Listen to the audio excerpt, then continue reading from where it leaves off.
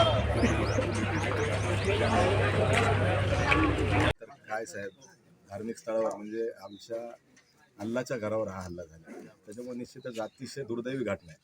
याच्यापेक्षा दुर्दैवी घटना असू शकत नाही. भांडणं होणं, दोन समाजात भांडणं होणं ही गोष्ट वेगळी, परंतु अशा पद्धतीचा भ्याड दहशतवादी हल्ला म्हणता येईल, याला आतंकवादी हल्ला अशा पद्धतीने म्हणता येईल झाला. परंतु या ठिकाणी पोलीस प्रशासनाने अतिशय तत्परतेनं काम केलं. त्यातले आरोपी या ठिकाणी अटक केले.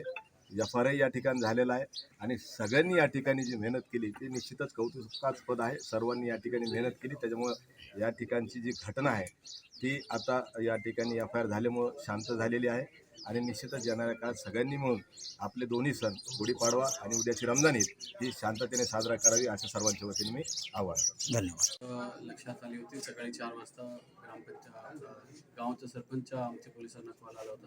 तलवाडा पोलिसांनी इमिडिएटली 20 मिनिटाच्या दरम्यान आम्ही तिथे पोहोचले होते आणि विदिन 1 तास ॲडिशनल SP आमचे BDTS टीम, आमचे RCP QRT सगळेजण पोहोचले होते. व घटनामध्ये असं आहे की एक आरोपीने तिथे मस्जिदमध्ये जाऊन त्यांनी जिलेटिन वापरून एक ब्लास्ट केला होता आणि जसं आम्हाला हे माहिती भेटली होती लगेच आमचे पोलीस तिथे पोहोचले होते आणि 6 वाजता सकाळी 6 वाजताच्या आधी आम्ही दोन्ही आरोपी बीड पोलिसांनी अटक केले होते. फिर्याद जशी आहे ते फिर्यादीला बोलून आपण फिर्यादसुद्धा घेतलेली आहे. त्यामध्ये फिर्यादच्या अनुसार जे कडक सेक्शन होऊ शकते ते कडक सेक्शन आम्ही लावलेले आहे. 2 आरोपी आमच्या ताब्यात आहे. FIR दाखल झालेली आहे. ह्या केसमध्ये गावच्या स्तरावर आणि पोलीस स्टेशनच्या स्तरावर शांतता कमिटी मीटिंगसुद्धा झालेली आहे आणि सगळ्या लोकांना आश्वासित केलेले आहे. त्यामध्ये चांगल्या प्रकारे परफेक्ट तपास त्यामध्ये होईल जेणेकरून आरोपीला एकदम कडक शिक्षा त्यामध्ये भेटू शकतो. तो त्यामुळे ॲज ए SP बीड म्हणून सगळ्या लोकांना हेच रिक्वेस्ट आहे, तुम्ही शांतता ठेवा. पोलीस प्रशासनतर्फे मी सगळ्या लोकांना आश्वासन देतो की आम्ही 100% त्यामध्ये लावून त्यामध्ये आम्ही चांगला तपास करणार. सध्या 76 मासमध्ये आता बीड जिल्ह्याचे SP औरंगाबादचे जे काही मोठे अधिकारी सगळ्यांचं आले ते पंचनामा वगैरे झालेला आहे आणि ऑनलाईन म्हणजे व्हिडिओ कॅमेऱ्याने पंचनामा झालेला आहे.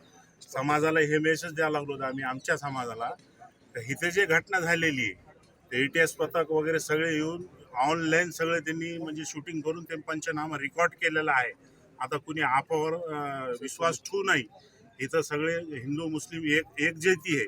काही 4-5 जणे जे काही लोक आहे ज्यांनी हे कांड केलेलं आहे, प्रशासनाने ह्यांना काय करावं. आता काय आरोपी अटक आहे, प्रशासनाने हे केस स्ट्रॉंग करून ह्यांना यांचे जे आतंकवादी सारखा हमला आहे ह्यांच्या मागं कुणी आहे का, तर ह्यांनी हे त्यांच्या मनाने केलं, नशेत केलं की पूर्ण आमचं समाधान व्हा, मुस्लिम समाजाचं समाधान होऊन असा डिपार्टमेंटनी गृह खात्याने जे राज्यकर्ते ह्यांनी सगळ्यांनी ह्याच्यावर लक्ष देऊन हे पूर्ण फायनलला हे सगळं नेवा.